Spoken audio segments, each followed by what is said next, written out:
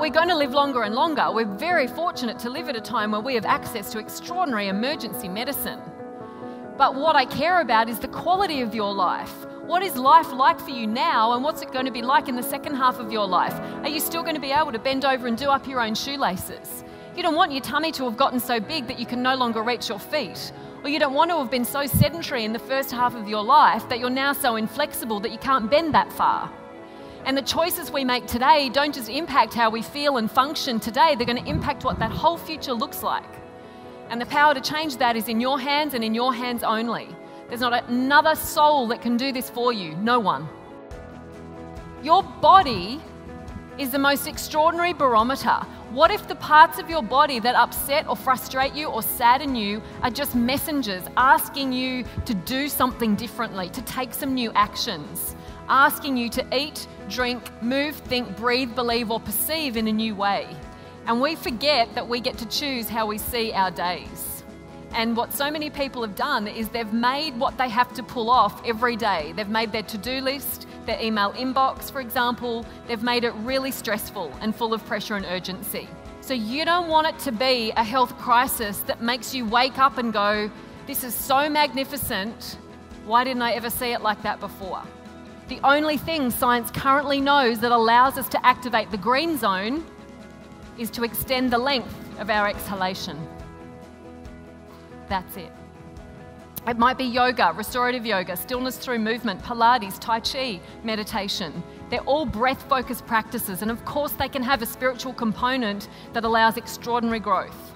Nutrients drive the inner workings of our body. Your body's made up of about 50 trillion cells, and they all want to communicate with one another. But the only way they can do it is when there are nutrients present. And the only place we get the nutrients is from whole, real food, and I have grave concerns that there are just too many people today not getting the nutrients that are essential for the optimum functioning of all those inner workings, because that's what then creates your experience of your life. That's what creates amazing energy. That's what allows you to regulate your sex hormones. It allows you to adapt to stress. It allows you to have a great mindset. What you eat becomes part of you. When you eat your protein foods, they're broken down into amino acids. Those amino acids then become the neurotransmitters in your brain that impact your mood. Those neurotransmitters become the cells that form your immune system, that defend you from infection, help prevent cancer. And those same amino acids also build your muscles, which allow us to carry our groceries and our children. So in any given moment, the human body is making a decision which is the best fuel for you to use.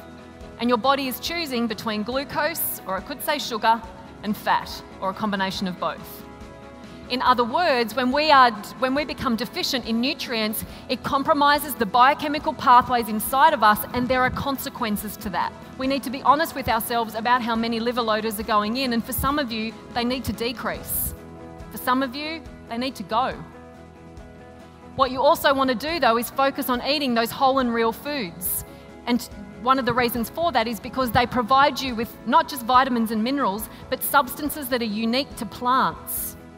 There are things in the brassica family of vegetables, for example, broccoli, cauliflower, kale, Brussels sprouts. They contain flash substances like sulforaphane and indoles.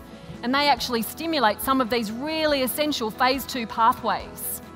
So you want to make sure that you're including so many plants in your world.